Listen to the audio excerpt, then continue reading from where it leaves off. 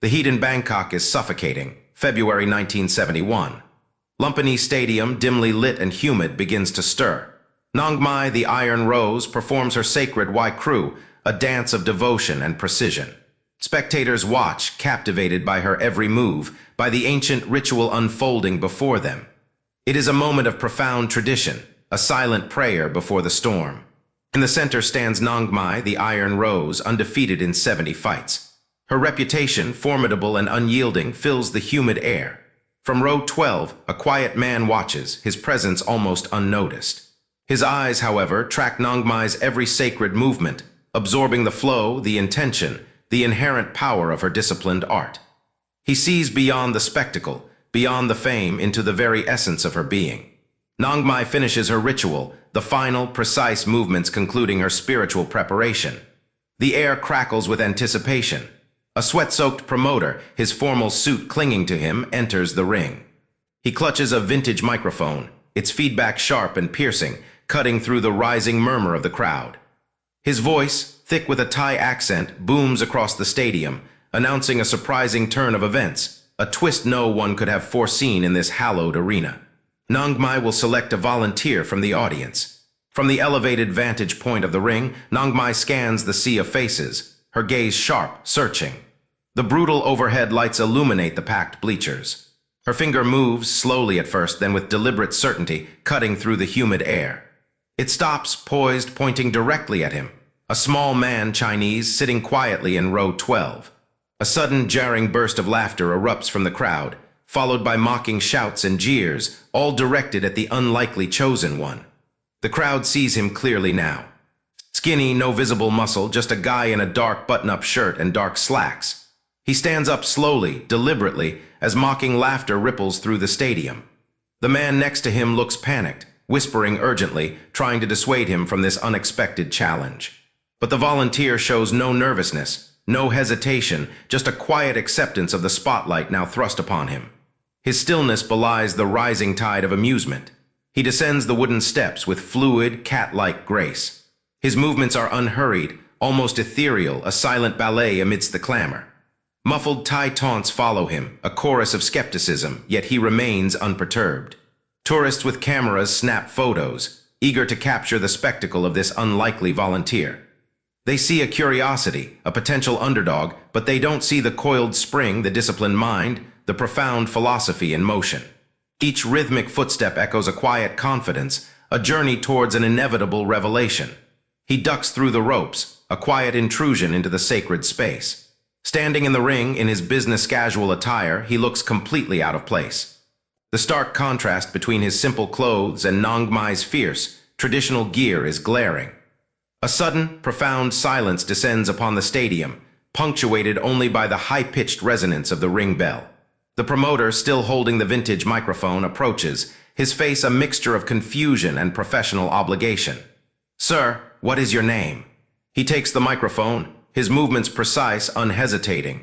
His face remains calm, a mask of quiet composure, yet his eyes lock onto the promoter with an unsettling, almost hypnotic focus. There is a faint static hiss from the microphone, a distant siren wails, but his presence fills the silence.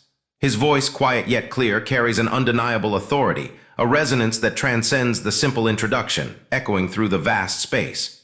Bruce Lee. The promoter raises an eyebrow in disbelief, a flicker of doubt crossing his sweat-soaked face. Behind him, Nongmai stands, her arms crossed like forged iron, her expression unreadable but intensely focused on the new arrival. Scoffs from the VIP section ripple through the silence, a chorus of dismissive judgment. The shuffling of feet underscores the crowd's skepticism.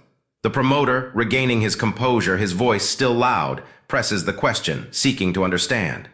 "Do you have any fighting experience, Mr. Lee?" Bruce Lee responds, his weight subtly shifting, almost imperceptibly, into a fluid, weightless stance. His eyes, unwavering, never leave his opponent, a calm intensity in their depth. The hiss of stadium fans, the distant murmurs of the bewildered crowd, all recede as he speaks. His voice, quiet and smooth, carries a profound declaration, introducing a philosophy that is alien to this traditional arena. My own system, Jeet Kune Do. The fighters touch gloves, a customary gesture of respect and readiness. Nongmai searches Bruce Lee's eyes, seeking the flicker of fear, the hesitation that precedes defeat. Instead, she finds only terrifying clarity, an unsettling depth that reveals nothing, yet promises everything. A metallic ding of the fight bell cuts through the humid air, echoing through the silent stadium. The demonstration begins. It is not a fight for victory, but a display of principles, a clash of philosophies, a moment where traditional power meets adaptive fluidity. Nongmai snaps a lightning-fast jab, a blur of power and precision. Bruce Lee slips his head by mere millimeters, the punch grazing the humid air beside his ear with a sharp wind whoosh. A collective sharp intake of breath from the front row underscores the speed of the exchange. Fast Thai percussion begins, a rhythmic pulse that mirrors the escalating intensity. He doesn't block, he evades, a subtle shift that conserves energy, redirects force, and offers no target. This is not about meeting force with force. It is about dissolving the attack, rendering it meaningless. Nongmai unleashes a formidable jab-cross-low kick combination, a torrent of strikes designed to overwhelm. But before the punches even land, Bruce Lee is gone, a blur of movement appearing 3 feet to her left as if he were never there. He moves differently, fluid, adaptive. His footwork is not just evasive. It is anticipatory, a dance of preemption. The rhythmic thud of feet on canvas is the only testament to his vanishing act. He is not fighting a fixed opponent. He is a moving target, constantly changing, constantly flowing, making her power irrelevant against his formless defense. Bruce Lee's feet move in a blur of shuffle steps, a complex ballet of minimal effort. He never loses balance, his center always true, always poised. He stays perfectly out of Nongmai's striking range, a ghost just beyond her reach. Minimal movement, just enough, not wasted. Each squeak of his shoes on the canvas, each low-frequency bass pulse underlines the economy of his motion. This is not about fancy footwork for show. It is about efficiency, about being exactly where he needs to be and nowhere else. It is the art of being absent when present. Nongmai drives a hard knee toward his midsection, a powerful, focused strike. Bruce Lee's hand comes down, not to block the force head-on, but to redirect it with a gentle, almost imperceptible guiding motion. A soft, slapping sound of hand on skin is the only indicator of contact. That wasn't a block. That was control. He doesn't resist the energy. He borrows it, diverts it, renders it harmless. It is the essence of yielding, of becoming one with the opponent's attack, then dissolving it. This is the art of turning aggression into empty space. Nongmai unleashes a devastating elbow strike, a close-range weapon of immense power. Bruce Lee slips inside her guard, a phantom movement, his hand briefly touching her shoulder. Then as quickly as he appeared, he vanishes back to distance, leaving her strike to dissipate harmlessly. A sudden hush falls over the crowd. The message is clear. He could have struck. He could have countered with destructive force. But he chose not to. He chose restraint, a demonstration of capability without the need for infliction. It is a profound statement of martial philosophy. Nongmai resets her stance, her brow furrowed in confusion, sweat streaking her skin. She realizes her 70-fight undefeated streak is being tested, not by a tangible opponent, but by a ghost, an elusive force she cannot grasp. Heavy breathing, the distant hum of a fan, underscore her rising frustration. She decides to test him with her best technique, the one that has brought her countless victories.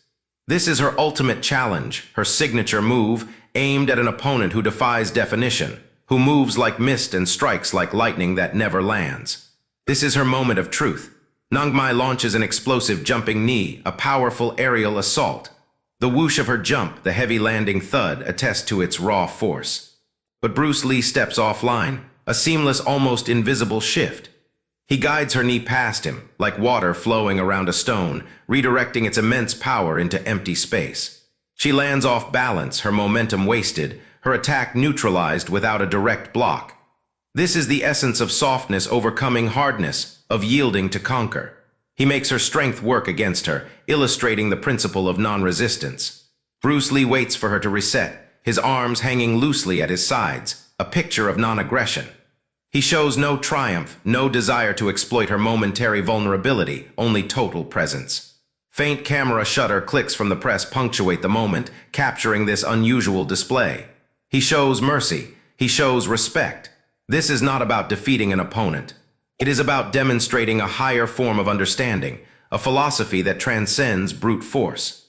He offers her the dignity of recovery, a silent testament to the true spirit of martial arts. Infuriated, Nongmai throws a flurry of combinations, a rapid-fire assault of strikes. Rapid-fire thuds and air swipes fill the ring, a desperate attempt to land a blow. Refusing to lose, she attacks with everything, pouring her frustration and skill into each strike. Yet Bruce Lee moves through them like water, never blocking, only evading. He is a phantom, a blur, an unhittable target. Her aggression meets no resistance, only empty space, leaving her to punch at air, her power dissipated without impact. He is teaching her the futility of brute force against fluid adaptation. 3,000 people watch in silence. They don't have context for what they are seeing. Nongmai's sweat-soaked face shows intense focus, her determination unwavering as she throws a high roundhouse kick, a powerful arc of energy. Bruce Lee leans back just enough, a fraction of an inch, for the foot to whip past his nose, creating a visible ripple in his hair. A loud whip crack of a foot through air slices the profound silence. They witness an evasion so precise, so effortless it borders on magic. They see a display of mastery that defies their understanding of combat. The two fighters circle, a silent dance of anticipation. Nongmai is breathing heavily, her chest heaving, the exertion evident on her sweat-soaked body. Bruce Lee's breathing, however, remains rhythmic and calm, his shirt barely damp, a stark contrast to her visible fatigue. A heartbeat like low drum rhythm underscores the tension. The champion looks ordinary, struggling against an unseen force. The volunteer looks untouchable, a master of economy and effortless movement. This visual disparity speaks volumes, revealing a deeper truth about power and control that transcends mere physical prowess. Nongmai commits to a final, desperate jumping knee, a last-ditch effort to land a decisive blow. Bruce decides to end it. He slides inward, his body becoming a blur, a sudden audio muffle and high-frequency ring amplifying the surreal speed. He steps inside the technique, bypassing her strike entirely. It is a movement of profound understanding, of anticipating the attack before it fully manifests, and neutralizing it from within. He doesn't just avoid, he dissolves the attack, making it as if it never happened. The demonstration reaches its silent crescendo. Bruce Lee's left hand gently arrests Nongmai's knee midair, a feather-light touch that halts immense power. Simultaneously, his right hand stops exactly 1 inch from her throat, frozen in a perfect, devastating strike position. Perfectly placed, perfectly controlled. Complete silence descends upon the arena, a profound hush that speaks volumes. It is a moment of absolute mastery, a demonstration of power held in abeyance, of potential unfulfilled. He shows her and everyone the full extent of his capability, not through violence, but through surgical precision and unparalleled restraint. The older Thai referee steps between them, breaking the suspended animation of the moment. He blows a sharp whistle, its piercing sound echoing through the stadium, and waves his hands, signaling the end of the demonstration. A collective gasp rises from the crowd, a release of pent-up tension. The referee's intervention is not to stop a fight, but to acknowledge the profound conclusion of a lesson. It is a formal recognition of what has transpired, a quiet declaration that something extraordinary has just unfolded in the heart of Lumpinee Stadium. The air still crackles with the aftershock of revelation. He immediately retracts his hand, dissolving the frozen tableau of combat. He steps back, creating space, then bows deeply and respectfully to Nongmai, his face showing a gentle, understanding smile. Faint mechanical whir of film cameras captures the moment.